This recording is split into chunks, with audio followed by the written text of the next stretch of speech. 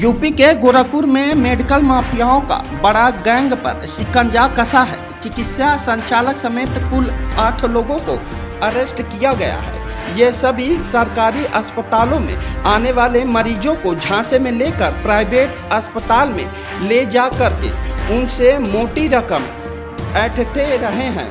हैरत की बात यह है कि देर रात पड़े छापे के बाद यहाँ आईसीयू में लाश का भी इलाज ठीक उसी तरह करके तीमारदारों से रुपया ऐंठे जा रहे थे। इसका खुलासा आज गोरखपुर के पुलिस लाइन सभागार में हुआ, जहां पर गोरखपुर के डीएम कृष्णा करुरेश और गोरखपुर एसएसपी डॉक्टर गौरव ग्रोवर और एसपी सिटी कृष्ण कुमार बिश्नोई की मौजूदगी में 8 आरोपियों और अस्पताल के संचालक, चिकित्सक, प्रबंधक, एम्बुलेंस चालक और अन्य आरोपियों को रविवार को पुलिस लाइन सभागार में पेश किया गया। गोरखपुर के एसएसपी डॉक्टर गौरव ग्रोवर ने बताया कि गोरखपुर में जिला प्रशासन, स्वास्थ्य विभाग और पुलिस के ज्वाइंट ऑपरेशन में 8 मेडिकल माफियाओं को अरेस्ट किया गया है। बीआरडी मेडिकल कॉलेज में आने वाले आसपास के ग्रामीण क्षेत्रों और बिहार के परेशान मरीज और तीमारदारों को चिकित्सक और मेडिकल स्टाफ बनकर वहां पर झांसा में लेने के बाद प्राइवेट अस्पताल में भर्ती कराकर उनका इलाज किया जाता है। सुनिए क्या कुछ कहा वरिष्ठ पुलिस अधीक्षक डॉक्टर गौरव ग्रोवर ने। एक सूचना प्राप्त हो रही थी कि कुछ ऐसे लोगों का गैंग एक्टिव है जो बाहर से रेफ़र हो करके मेडिकल कॉलेज आने वाले पेशेंट्स व उनके तीमारदारों को डॉक्टर के चिकित्सीय इलाज से पहले ही भ्रमित कर या उनको डरा धमका कर झांसा देकर एम्बुलेंस के माध्यम से, अपनी प्राइवेट एम्बुलेंस के माध्यम से कुछ ऐसे हॉस्पिटल्स में ले जाकर के भर्ती करा रहा है जहां पर या तो उस बीमारी का इलाज नहीं है या उसमें इलाज की गुणवत्ता नहीं है।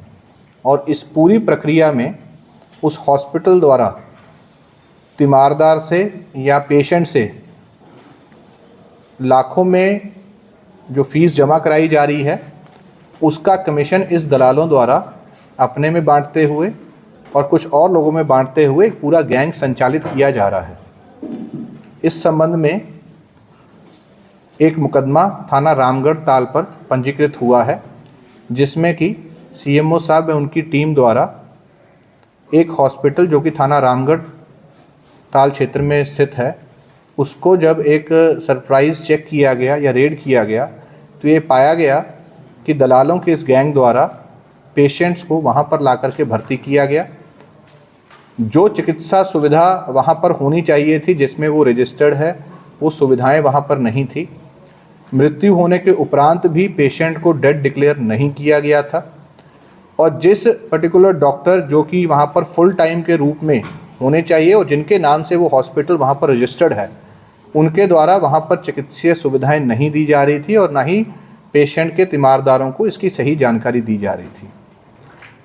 इस संबंध में मुकदमा पंजीकृत किया गया है और इस पूरे गैंग के 8 लोग अरेस्ट किए गए हैं, जिसमें कि उस हॉस्पिटल के संचालक, उस हॉस्पिटल के डॉक्टर, इसके अतिरिक्त वो दलाल जो जिनके द्वारा बीआरडी मेडिकल कॉलेज से इस पेशेंट को शिफ्ट किया गया, एम्बुलेंस चलाने वाले और बीआरडी मेडिकल कॉलेज की इमरजेंसी के बाहर स्ट्रेचर खींचने वाले एक व्यक्ति को भी अरेस्ट किया गया है। इनसे गहन पूछताछ हुई है। पूछताछ में काफ़ी और जानकारियाँ भी इसमें सामने आई। इस अरेस्टिंग के बाद इसमें और भी लोगों की जिनका कि इसमें शामिल होना पाया गया है उनके ऊपर भी कार्रवाई की जाएगी। चार्जशीट लगाने के उपरांत इसके ऊपर गैंगस्टर की भी कार्रवाई की जाएगी। आगे चल कर के इस तरह की घटनाएं ना हों, इस तरह की परिस्थितियां ना बने, तो जिला प्रशासन, स्वास्थ्य विभाग, बीआरडी मेडिकल कॉलेज और पुलिस प्रशासन द्वारा जॉइंटली इसमें और कार्रवाइयाँ आगे आने वाले दिनों में भी की जाएंगी। कैसे इस चीज़ को रोका जाए उसके ऊपर भी काम किया जाएगा और अगर नियमों में या वहाँ की प्रोसीजर में कोई तब्दीली लानी है तो उसको भी लाया जाएगा। बाहर से आने वाले मरीज़ या लोकल मरीज़ जो आम तौर पे जो गरीब वर्ग से रहते हैं, उनको एक अच्छी स्वास्थ्य सुविधा मिल सके, उनका सही इलाज हो सके और कोई भी उनके साथ धोखाधड़ी ना कर सके, इसी कारण से कार्रवाई की गई है। और इस समय पर सभी विभागों की बहुत अच्छी कोऑर्डिनेशन के साथ ये कार्य किया जा रहा है। आगे चल के भी ऐसे लोगों के ऊपर या ऐसे हॉस्पिटल संचालक के ऊपर जो इस तरह से मरीजों की जान माल के साथ या जान के साथ खिलवाड़ करते हैं, उनके ऊपर भी बहुत कठोर कार्रवाई की जाएगी। सर, अगर कोई डॉक्टर अपना लाइसेंस अगर जगह देता हो, उन डॉक्टर पे क्या करवाएंगे? देखिए, इससे पहले भी ये चीज़ कार्रवाई के माध्यम से भी बताई गई है, प्रचार प्रसार के माध्यम से भी बताई गई है। मैं पुनः सभी चिकित्सकों को, सभी डॉक्टर्स को एक अनुरोध करना चाहूँगा कि जो रजिस्ट्रेशन की प्रक्रिया है, उसके जो नियम हैं, उसका अक्षर से पालन करें। अगर आपके नाम पर कोई हॉस्पिटल संचालित हो रहा है जिसमें कि आप खुद एफिडेविट देते हैं कि मेरे द्वारा यहाँ पर ऑल टाइम रह कर के मरीजों का इलाज किया जाएगा, उन शर्तों का पालन करें। कोई भी चिकित्सक अगर इस तरह की चीज़ का उल्लंघन करता है, स्वयं वहाँ रह कर के इलाज नहीं कर रहा है या अपनी डिग्री या अपने जो उसके पेपर्स हैं उनको किसी लोभ लालच में आकर के लिए गलत काम के लिए इस्तेमाल करने के लिए देता है, तो वो भी इस क्राइम का भागीदार बनेगा और उसके ऊपर भी कार्रवाई की जाएगी। सर, कार्रवाई के बाद फिर दोबारा खुल जाते हैं, ऐसा घटना ना हो? देखिए, पूर्व में ऐसी घटनाएं जब भी सामने आई हैं तो मुकदमा लिखने के बाद अरेस्टिंग भी हुई है, उसमें गैंगस्टर एक्ट की कार्रवाई भी हुई है, कुर्की की कार्रवाई भी हुई है। ऐसी चीज़ें जब भी सामने आती हैं बहुत कठोर कार्रवाई की जाती है और यदि आगे चल के भी कोई ऐसा करेगा तो उनके ऊपर भी बहुत कठोर कार्रवाई की जाएगी। जिस हॉस्पिटल में डेड बॉडी का इलाज कर रहे थे, तो क्या पहले भी इस तरह के केसेस उनसे पूछताछ में कुछ निकले हैं?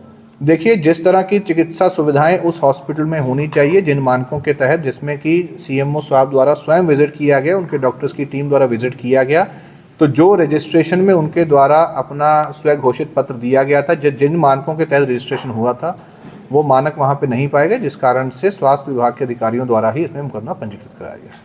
में बेसिकली हमारे यहाँ जो जनपद में जो हॉस्पिटल्स हैं, मेन तो हमारे यहाँ बीआरडी है जो टर्शरी केयर सेंटर्स हैं। इसमें गोरखपुर एवं आसपास के जनपद के सारे पेशेंट्स के लिए आते हैं। In fact bordering districts of Bihar, Nepal, सभी जगह के लोग आते हैं। तो चिकित्सा के लिए तो ये इमरजेंसी है, नॉर्मल ओपीडीज़ है। इसमें मतलब रेगुलर बेसिस इधर कुछ दिन से शिकायतें आ रही थी, जिसको जब स्पेसिफिकली वर्कआउट किया गया है तो कलेक्टिवली ये मतलब जो 2 दिन पहले कार्रवाई हुआ है 16 नाइट को, उसी एफर्ट का नतीजा है। और इसमें हम लोग ये चिन्हित कर रहे हैं इस तरह के कितने हॉस्पिटल्स हैं जो खासकर जो डिस्ट्रिक्ट हॉस्पिटल्स, बीआरडीज, इन सब से पेशेंट्स को बरगला के अपने यहाँ मंगवाते हैं और जो कुछ एम्बुलेंसेज इसमें इन्वॉल्व हैं, इन सब को चिन्हित किया जा रहा है। इन सब के खिलाफ कार्रवाई की जाएगी और इनफैक्ट जो इंस्पेक्शन का जो प्रोसेस है इसको हम लोग थोड़ा और रोबस्ट बनाएंगे। इसमें जो कमियां निकल के आई हैं, जैसे जो अभी जो घटना हुई है, इसमें मतलब हमारा जो इंस्पेक्शन प्रोसेस है उसमें ये सब बिंदु को कभी देखा नहीं जा रहा था।